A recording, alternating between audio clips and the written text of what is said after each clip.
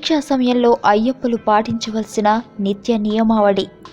ప్రతిదినము ఉదయమే సూర్యోదయమునకు ముందుగానే మేల్కొని కాలకృత్యములు తీర్చుకుని చన్నీళ్ల శిరస్నానం ఆచరించి స్వామికి దీపారాధన గావించి స్వామి స్తోత్రములు పఠించిన తరువాతనే మంచి నీరైనను త్రాగాలి. సాయంత్రము వేళ కూడా చన్నీళ్ల శిరస్నానం చేసి స్వామికి దేవతార్చన జరిపి రాత్రిపూట భిక్ష చేయాలి. రోజు ఉదయం సాయంత్రం ఏదో ఒక దేవాలయమును దర్శించాలి. నల్లని దుస్తులు మాత్రమే ధరించాలి. కాళ్లకు చెప్పులు లేకుండా తిరగాలి. మెడలో ధరించిన ముద్రమాలను ఎట్టి పరిస్థితుల్లోనూ తీయరాదు. అయ్యప్ప సాన్నిధ్యము చేరుటకు కనీసము 41 రోజులు ముందుగా దీక్ష ఆరంభించాలి. దీక్ష కాలమందు గడ్డము గీసుకొనుట గాని క్షవరం చేయించుకొనుట గాని పనికిరాదు. గోళ్లు కూడా కత్తిరించుకొనరాదు. అస్ఖలిత బ్రహ్మచర్యము పాటించుతూ యోగిగా జీవించుట అయ్యప్పకు ఎంతో అవసరము. ఇంటిలో ఒక వేరు గదిలో ఉండుట శ్రేయస్కరము. దాంపత్య జీవితము మనోవాక్కాయ కర్ములందు తలుచుట కూడా అపరాధము. మెత్తటి పరుపులు దిండ్లు ఉపయోగించరాదు. నేల మీద కొత్త చాప పరుచుకుని పరుండుట ఉత్తమము. అయ్యప్పలు శవమును చూడరాదు. బహిష్టులైన స్త్రీలను చూడరాదు. అట్లు ఒకవేళ చూచిన ఎడల ఇంటికి వచ్చి పంచగవ్య శిరస్నానం ఆచరించి స్వామి శరణుఘోష చెప్పిన పిదపనే మంచినీరైనా త్రాగవలెను. దీక్షలో స్వామియే శరణమయ్యప్ప అనే మూలమంత్రమును ఎప్పుడూ జపించవలను. దీక్షా సమయంలో స్త్రీలనందరినీ దేవతామూర్తులుగా భావించాలి. తమ పేరు చివర అయ్యప్ప అని పదము చేర్చాలి. ఇతరులను అయ్యప్ప అని పిలవాలి.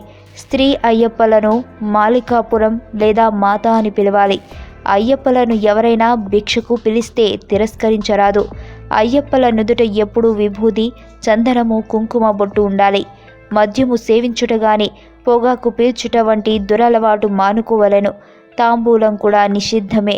రోజు అతి సాత్వికాహారమునే భుజించవలెను. రాత్రులందు అల్పాహారము సేవించవలెను. తరచూ భజనలలో పాల్గొనట అత్యుత్తమము. స్వామి శరణు ఘోష ప్రియుడు కాబట్టి ఎంత శరణు ఘోష జరిపితే స్వామికి అంత ప్రీతి.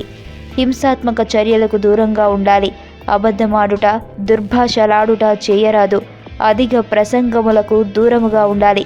ప్రతిదినము స్వామికి అర్చన చేసి తర్వాత ఇష్టదైవమును ప్రీతి కొద్దీ ధ్యానించాలి. అష్టరాగములు, పంచేంద్రియములు, త్రిగుణములు, విద్య, అవిద్యలకు దూరముగా ఉండాలి. ఇదే పదునెట్టంబడి. శక్తి కొలది దీక్షా సమయంలో కనీసం ఒకసారైనా 4 అయ్యప్పలకు భిక్ష పెట్టుట మంచిదే. స్వామివారికి కర్పూరం ప్రీతి కనుక ఉదయం సాయంత్రం కూడా కర్పూర హారతి ఇవ్వాలి. దీక్షా సమయంలో వయస్సు, హోదా, అంతస్తు సర్వము మరిచి సాటి అయ్యప్పలకు పాదాభివందనము చేయుటకు వెనకాడరాదు. దీక్షా సమయంలో తల్లిదండ్రులకు పాదాభివందనం చేయవచ్చును, కానీ దీక్ష లేని ఇతరులకు చేయరాదు. యాత్రకి కావలసిన సామగ్రి: ఇరుముడి సంచిపై పేరు కానీ తగిన గుర్తు కానీ ఉండాలి. భుజానికి తగిలించుకునే సంచి పేరు కానీ గుర్తు కానీ ఉండాలి. డబ్బు దాచుకోవడానికి అనువుగా గుడ్డతో కుట్టిన క్యాష్ బ్యాగ్, మెడకి వేసుకునే స్లింగ్ ఉన్నది లేదా పర్సు ఉన్న బెల్టు, 3 చిన్న తెల్లగుడ్డ సంచులు, ముద్రకాయలు, పూజా ద్రవ్యములు ఉంచుటకు కావాలి.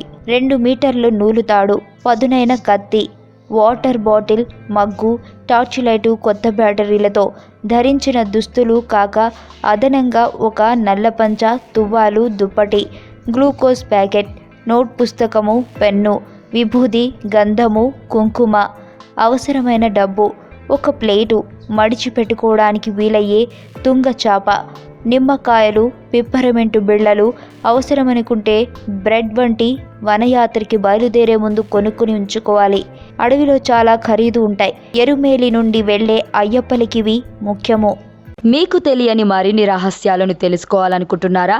అయితే సబ్స్క్రైబ్ చేయండి రహస్యవాణి.